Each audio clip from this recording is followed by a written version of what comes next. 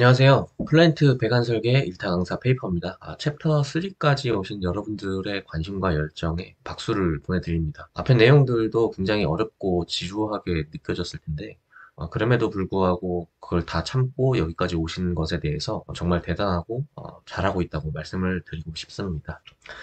본 강의를 준비하면서 초안은 상세 디자인을 어떻게 하는지를 계획을 했다가 전체를 갈아엎고 다시 작성을 하게 되었습니다. 초보자분들께서 접하기에는 대부분의 설명 자료가 루팅 스터디의 그림들과 배관의 심볼들 위주로 되어야 되기 때문에 이런 기초적인 지식이 없다 그러면 아무리 제가 이야기를 해도 어렵게 느껴지실 것이기 때문에 방향을 바꿔서 앞으로의 강의를 이해하는데 필요한 지식들을 쌓는데 중심을 좀 두고 이야기를 하려고 합니다.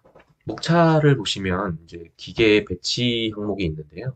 라이언님께서도 언급하셨지만 기계 배치는 초보자분들은 고사하고 배관 설계 상급자들도 경험하기 매우 힘들고 어려운 부분입니다. 그러므로 디테일한 기계 배치보다는 각 EPC사들이 이야기하는 공통적인 부분 중에서도 초보적인 설명을 드릴 예정입니다. 이 기계 배치를 다룰지 안 다룰지에 대한 고민을 상당히 많이 했었는데요. 제가 다루는 이 기계 배치의 항목에서는 실무에서는 알면 좋고 몰라도 여러분들이 시니어급으로 성장하기 전까지는 크게 상관이 없는 정보이기 때문에 대략적으로 이렇게 초안이 잡힌다 정도 수준에서 이해하시면 되겠습니다. 이하 항목들은 앞에서 말씀드렸다시피 여러분들이 배관 설계에 사용되는 도면들에 대한 이해와 그것들을 그리는 툴에 대한 이야기를 좀 할 예정입니다. 기계 배치 설명하도록 하겠습니다. 기계의 레이아웃은 공법을 가진 라이선스사에서 수행을 합니다. 이것은 EPC에서도 수행한다는 이견이 있을 수 있지만 최소한 공통적인 의견은 공법을 정확하게 이해하고 있는 사람이 배치를 수행한다는 것입니다. 제 경험상으로는 대부분의 경우 기계의 레이아웃은 배관 설계가 시작되기 이전 단계에서, 즉 피드 단계에서 끝난 상태로 프로젝트가 시작이 되었었습니다. 배관 설계 분야의 피드 단계도 배치가 끝난 후에 BM 스케치를 수행하게 되므로 실무자들이 배치를 수행하는 것은 최소 제가 근무했던 경험으로는 본 적이 없습니다. 그렇다고 해서 배치를 전혀 손대지 않는 것은 아니고 필요한 경우 EPC사에서도 장비의 이동을 하기도 합니다. 전체를 주도적으로 수행을 하는 것이 아니라 부분적으로 특정 장비, 개별 장비를 약간씩 수정한다는 이야기가 됩니다. 물론 그렇게 하기 위해서는 해당 장비에 대한 정확한 기술적 이해가 필요합니다. 예를 들어서 열교환기가 지면과 구조물 위에 위치하는 두 가지 케이스가 있다고 가정을 해보겠습니다. 이렇게 열교환기가 들어가 있고 이 위에 구조물이 이렇게 올라가 있는 케이스 1번과 그 다음 이렇게 돼 있고 구조물이 있고 이 위에 이렇게 열교환기가 있다고 가정을 해보겠습니다. 내부에 들어가는 유체가 고점토의 기름 성분인 경우에는 유지보수시에 주변을 오염시키게 될 것입니다. 구조물 위에 있다면 당연히 구조물 밑에 존재하는 다른 기계들을 오염시킬 수가 있기 때문에 지면에 위치하는 것이 아무래도 타당해 보일 겁니다. 하지만 이 열교환기에 들어가는 고점도의 유체가 높은 곳에서 흘러 들어와서 자연압으로 운전되는 조건이라면, 이런 조건이라면 지면까지 이렇게 내려갔다가 다시 위로 이렇게 올라갈 수는 없기 때문에 이 경우에는 이쪽에 펌프를 추가를 해야 될 겁니다. 펌프를 추가하려면 당연히 공사 비용이 증가하는 것이고요. 이것은 사업주 입장에서 좋아할 만한 일이 아닙니다. 기계 배치가 단순히 주변의 이격거리만을 고려해서 될 것이 아니라는 것입니다. 그렇기 때문에 기계 배치는 전체적인 프로세스의 흐름과 기술적인 이해가 있는 라이선스사에서 수행을 하게 되는 겁니다. 저도 특정 공법을 연구했었고 해당 공법에 대해서 기계 배치를 담당해 봤지만 각 장비별 특징과 유체의 화학적인 특징, 그다음 운전 조건, 유지 보수에 대한 접근, 안전 관리 등등등 이와 같은 것들을 정확하게 이해하지 못하면 이 공법에 대한 배치는 다른 사람에게 맡길 수가 없다는 입장입니다. 만약에 여러분이 이러한 기계 배치 전체를 수행하게 되었다면 라이센스사의 검토를 요청해야 할 것이며 굉장히 귀중한 경험을 하는 것입니다. 개별 장비의 이격거리는 훗날의 디테일한 배관의 디자인을 설명하는 영상에서 해외 유명 EPC사의 가이드를 기준으로 쭉 설명을 드리게 될 예정입니다. 그러므로 여기서는 전문적인 지식들을 다룰 영상을 이해하기 위한 초석이라고 보시면 되겠습니다. 이러한 기계 배치를 하기 위해서 어떤 역량이 필요할까요? 기계를 가지고 현장으로 들어갈 수 있도록 동선을 만들어야 할 것이고, 그 기계가 안착하고 나서도 타워 크레인 같은 장비들이 이동하고 움직일 수 있도록 해야 되겠지요. 즉, 시공에 대한 지식이 있어야 한다는 이야기입니다. 그리고 불필요하게 장거리를 이송하거나 흐름상 배관이 멀리 갔다가 다시 돌아오는 것들도 피해야 되겠지요. 배관의 길이가 길어질수록 공사 비용이 증가하기 때문에 흐름상 불필요한 배관이 필요하지 않도록 배치를 해야 합니다. 운전할 때도 사람이 편하게 접근할 수 있고 조작이 가능하도록 배치를 해야 합니다. 어떻게 해야 편리하게 조작하고 접근하느냐 하는 것들은 당연히 해당 공장 설계에 대한 지식이 있어야 가능하게 되는 겁니다.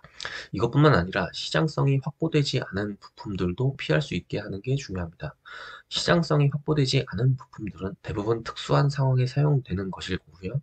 비규격품들이거나 규격이 있어도 제작이 까다롭거나 또는 수요가 많지 않아서 구매처를 찾기 어려운 아이템들을 이야기하는 겁니다. 제가 지방 특정 지역에서 연구를 수행을 하는데 연구 자재 중에 위생 배관을 사용했던 경험이 있습니다. 아스메 BP 코드상의 아이템인데 BP는 바이오 프로세싱 이퀴먼트라는 약자를 이야기를 합니다. 규격품임에도 불구하고 현지에서는 제작되는 곳이 없어서 다른 지역으로 넘어가서 구매를 해왔었고요. 제가 구매한 아이템은 800원짜리 가스켓 한 장입니다. 가스켓 한 장을 사려고 왕복 100km를 운전을 했습니다. 이런 특수 상황 속에, 그러니까 저도 물론 인터넷 구매나 다른 방법들을 통해서 가능하지만 그 당시에는 제가 굉장히 급한 상황에서 당일 바로 처리를 해야 했기 때문에 이런 운전을 해서 왔다 갔다 했던 경험이 있었고요. 이게 뭐 단순히 제 스스로 수행하는 연구였기 때문에 그저 불편한 수준에서 그쳤지만 만약에 이 아이템이 플랜트를 짓는 상황이었다면 제작과 납품에 걸리는 시간도 생각을 해야 할 겁니다. 추가로 이 아이템이 비규격품이라면 사용하는 데 있어서 발주처가 허락하지 않을 가능성이 높기 때문에 설득도 시켜야 합니다. 어려움이 느껴지시나요? 거기에다가 자신의 설계도 방어할 수 있어야 하는데 자신의 설계를 방어하기 위해서는 불분명하고 의심스러운 자료를 정확하게 이해해야 하며 문서 작성도 분명하고 간결해야 하고 타부사의 설계의 기본적인 역할에 대한 이해와 그 자료를 활용할 수 있는 능력이 필요합니다. 이런 것들을 종합한다면 기계를 배치하는 사람의 역량이 상급자들 중에서도 최상위에 속해야 하는 수준이 되어야 명함을 한번 내밀어 볼 수 있을 것 같네요. 기계를 배치하기 위해서 이야기하는 조건들은 어느 EPC사나 같습니다. 앞에서 말씀드린 내용에서 정리하면 아래와 같습니다. 경제적일 것, 미관이 좋을 것, 조작이 쉬울 것, 유지 보수가 용이할 것, 안전성이 있을 것, 현장 건설에 어려움이 없을 것, 추가로 기타 사업주의 요구사항이 반영될 것, 이런 것들이 다 반영이 돼야 된다는 이야기입니다. 이거는 사실 기계 배치에서만 이야기하는 것이 아니라 배관 설계 자체에도 적용되는 이야기이며 좀 더 넓게 보면 모든 산업 현장에 적용될 만한 이야기입니다. 산업 현장뿐만 아니라 홈 인테리어나 뭐 사무실을 만드는 그런 조건에서도 다 적용이 될 만한 이야기가 된다는 얘기입니다. 그러니까 이거는 굉장히 상식적이면서 누구나 생각할 수 있는 내용이지만 어떻게 조건들을 맞출 수 있는가는 깊게 들어가면 굉장히 어려운 이야기가 됩니다. 결국은 단기간의 경험과 안목으로 되는 것이 아니라 장기적 관점에서 경험과 노하우가 쌓여야 된다는 이야기가 되겠습니다. 지금까지 굉장히 추상적인 이야기들만 해왔는데 실제로 기계 배치의 순서가 어떻게 되는지 한번 이야기를 해보도록 하겠습니다. 닉님께서 구상하셨던 라면 국물 프로젝트의 경우를 예로 설명을 드리겠습니다. 일단은 북마크부터 한번 보겠습니다. 여기 보시면 투르노스와 플랜트노스 두 가지가 있는데 이것은 이미 닉님께서 파이핑 아이소메트릭 드로잉 배관도면 보는 법이라는 영상에서 설명을 해주셨습니다. 이 내용을 모르시는 분들은 해당 영상에서 확인을 해주시면 됩니다. 트루노스는 나침반에 표기되는 실제적인 북쪽을 의미하고요. 플랜트노스는 공장에 적용할 설계상의 북쪽 방향을 의미합니다. 이후 모든 설계에서는 플랜트노스를 기준으로 작성을 합니다. 플랜트노스를 나누는 이유는 단순히 설계상의 편의를 위한 겁니다. 지금 여기 보시면 여기 표기된 트루노스가 9.6271953도가 돌아가 있습니다. 만약에 이 각도를 기준으로 설계를 하게 된다면 제가 그린 모든 도면들이 9.62719 맞나요? 71953도 돌아가야 하겠지요. 아이소를 그릴 때도 설계 지역의 사각형을 따라서 움직이려면 9.6271953도 다 표기해 줘야 됩니다. 얼마나 불편해질지 상상이 가시나요? 이렇게 도면이 나침반상의 북방향을 기준으로 대각으로 설계되는 것보다 플랜트 노스를 지정해서 공장을 정사각형으로 만들어 놓고 그 방향에 따라 정방향으로 표시하는 게 훨씬 편하기 때문에 설계에서는 플랜트 노스를 기준으로 한다는 겁니다. 이후 계약서상의 연중 빈도가 가장 높은 바람의 방향을 확인을 하고요. 주 방향을 북마크상에 표기를 해줍니다. 이거는 본인이 어디가 북마크가 주 바람 방향이 어디에 있는지를 확인하기 위해서 표기를 해준다고 보시면 되겠습니다. 그리고 나서 공공건물과 주거지구는 바람을 가장 먼저 맞는 곳에 위치하도록 해야 나중에 바람원이 위험한 사람 방향으로 오지 않게 되는 겁니다.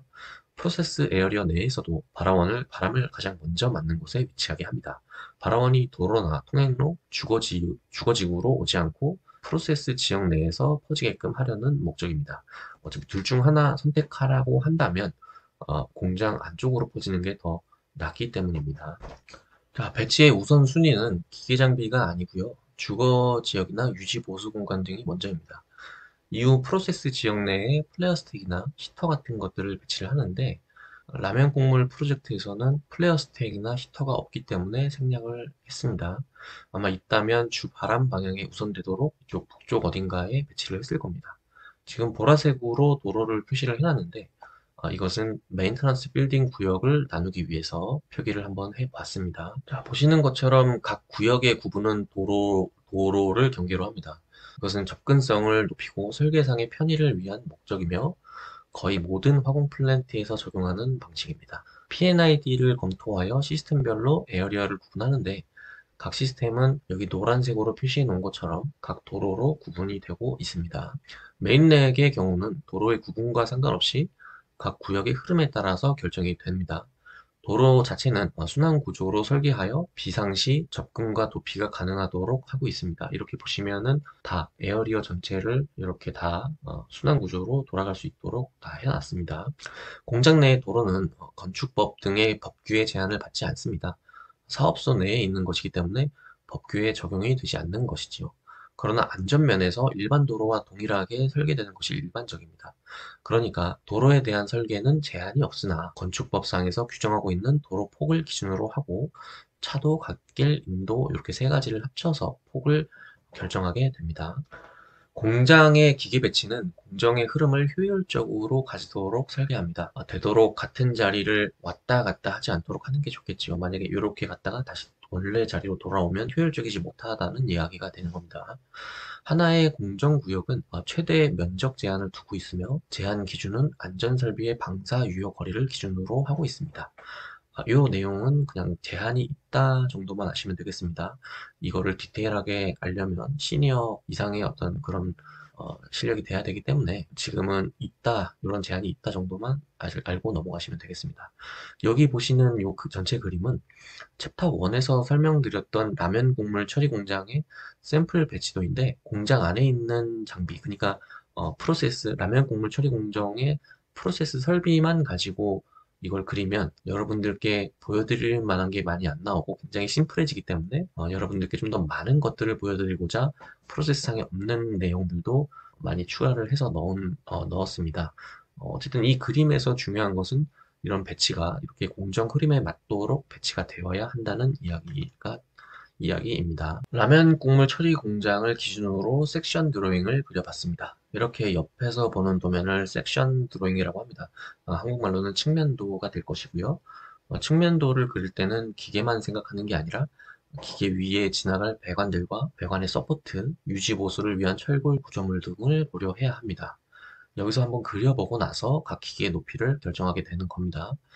자, 여기서 더 깊은 지식들은 영상을 보시는 분들의 어떤 이해 수준을 제가 더 올려야 되는 숙제가 있기 때문에 기계 배치는 여기까지만 하고 넘어가도록 하겠습니다. 자, 기계 배치를 맛을 봤으니 이제 다음 기초 지식을 쌓을 차례입니다. 여러분들은 이미 축척이라는 말을 알고 계십니다. 배관 설계에서는 주로 30대 1, 50대 1, 60대 1, 80대 1, 100대 1, 150대 1, 200대 1 등의 축척이 사용이 됩니다. 굉장히 종류가 많은데 이거를 도면상으로 그리라 그러면 어쩔 줄 몰라 하는 사람들이 굉장히 많습니다. 특히나 초보 신입분들은 이게 뭔지는 아는데 이게 도면을 어떻게 그려야 될지 모른다는 얘기입니다. 그러니까 축척이라는 단어의 어떤 뜻을 몰라서 그러는 게 아니라 도면을 그리는 방법을 모른다는 이야기입니다.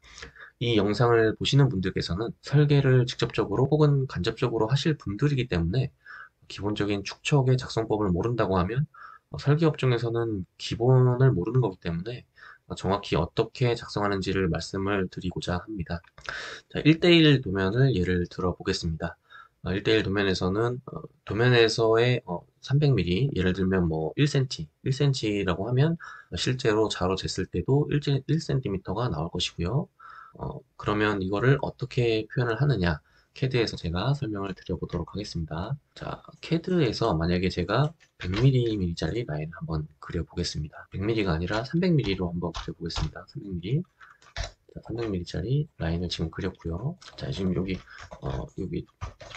측정을 딱 해보면, 네, 300mm. 보이시나요? 300mm. 300mm로 지금 그렸고요. 그 다음에 원을 하나 더 추가로 그려보겠습니다. 원을 그릴 때 반경이 200mm짜리 원을 한번 그려보겠습니다. 반경이 200mm니까 직경은 당연히 400mm가 나오겠죠. 400mm. 자, 이런 식으로 뭔가를 내가 그렸는데 이거를 1대1로 그린다. 플랜트에서 사용될 도면의 크기는 A0이고 A0의 용지 사이즈는 가로가 1189mm, 세로가 841mm입니다. 그러면 용지를 한번 그대로 그려보는 겁니다. 가로가 1189mm, 세로가 841mm의 박스 이렇게 지금 제가 가지고 왔습니다. 그려서 자, 박스를 이렇게 지금 갖고 왔는데 자, 그러면 요거를 이대로 인쇄를 하면 당연히 이 용지 크기에 맞춰서 인쇄를 하기 때문에 300mm로 그린 건 300mm로 자로 재면 300mm가 될 겁니다. 지금 이렇게 태그를 잡아서 이렇게 뜨면은 요게 이제 이대로 인쇄를 했을 때 그러니까 용지 크기가 1189mm에 841mm짜리인 A0 사이즈에 요거를 인쇄를 하면 요게 300mm 여기 이 원의 직경이 400mm로 측정이 된다는 얘기입니다.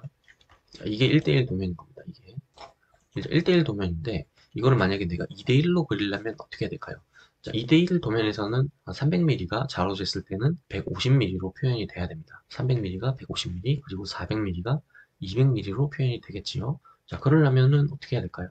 안에 있는 내용물을 바꾸는 것도 방법입니다. 이렇게 얘를 만약에 반 줄여버리면 이것도 이제 자로 쟀을 때 그런 똑같은 결과물이 나오겠지만 만약에 여기 내부에 들어가는 그림들, 그러니까 여기 표현된 여러 가지 그 설계상의 자료들이 도면들이 굉장히 많은 경우에는 또는 여기에 연결되어 있는 것들이 많은 경우에는 이걸 이렇게 얘만 이렇게 줄여버리면 굉장히 일이 많아지는 겁니다. 그래서 현업에서는 주로 어떤 방법을 쓰냐면 용지의 크기를 키우는 겁니다. 용지의 크기를. 이걸 두 배를 키우면 결과가 똑같이 나오겠죠. 용지가 두 배가 커졌으니 이거는 반이 줄어든 걸로 인식이 되는 겁니다. 보시면은 굉장히 어떤 표현에 굉장히 이렇게 반으로 딱 줄어든 느낌인데 자, 다시 한번 1대1 도면에서 비교를 한번 해보세요. 제가 1대1 도면을 1대1로 인쇄를 했을 때 원의 크기가 굉장히 크죠. 지금 보시는 것처럼 굉장히 큽니다. 원의 크기가. 근데 이거를 내가 만약에 2대1로 그리고 싶다. 그러면 용지 크기를 두 배 키워서 지금 이렇게 된다는 얘기입니다. 아까에 비해서 확 줄어들었죠. 자, 이게 2대1로 된다는 얘기입니다. 만약에 10대1로 하고 싶다. 그러면 A0 사이즈에서 똑같이 10배를 키우는 겁니다. 자, 요만하게 인쇄를 하면 얘가 이제 10분의 1로 줄어든 거죠. 10분의 1이니까 자로 재면 용지를 떠서 자로 재면 10분의 1이니까 얘는 30mm가 나오고 얘는 40mm가 나온다는 얘기입니다. 자, 이렇게 하는 게 축척을 맞춰서 그리는 방법입니다. 참 쉽죠? 쉽습니다. 여러분들. 굉장히 쉬운 얘기입니다. 자, 제가 여기 지금 그 예전에 이제 도면 그 플로 플랜의 도면의 그 소스 파일인데 여기 보시면은 자, 이거는 제가 도면에 어떤 설명을 드릴 때 한번 그 쭉 설명을 드렸습니다. 여기에 뭐 어떤 게 들어가는지 스케일도 들어가고요. 뭐 드로잉 넘버 들어가고요. 이거는 다른 영상에서도 설명을 많이 했으니까 생략을 하고 자, 지금 보시면은 이제 그리드에 대한 이야기를 좀 하려고 하는데요. 그리드는 이제 도면의 테두리 쪽에 보시면 이렇게 이쪽 우측에 A, B, C, D가 들어가 있고요. 그 다음 하부에 이렇게 지금 보시면 숫자가 들어가 있습니다. 숫자. 이 그리드라고 하는 거는 도면에서 어떤 좌표를 얘기를 하는 겁니다. 예를 들어서 제가 의문점이 들어서 도면을 보다가 의문점이 들어서 다른 사람과 통화를 한다고 가정을 하겠습니다. 그런데 내가 보는 지점이 도면상의 어떤 부분인지 설명하기가 굉장히 난해한 경우가 있습니다. 예를 들면 뭐 이런 이런 부분이 어디인지 설명을 좀 해야 되는데 굉장히 그 전화상으로는 설명이 어려울 때가 있습니다. 그럴 때 쓰는 게 이 그리드입니다. 그리드상으로 2-10번 자, 전화상으로 자 2-10번 한번 봐주시겠습니까? 라고 얘기하면 이 부분이 되는 겁니다. 지금 보시면 2가 지금 쭉 와서 여기, 그 다음에 10번이 쭉 와서 이 부분, 이 부분이 지금 2-10번이 되는 겁니다. 2-10번. 이럴 때 쓰는 게 그리드다 라는 이야기를 하는 겁니다.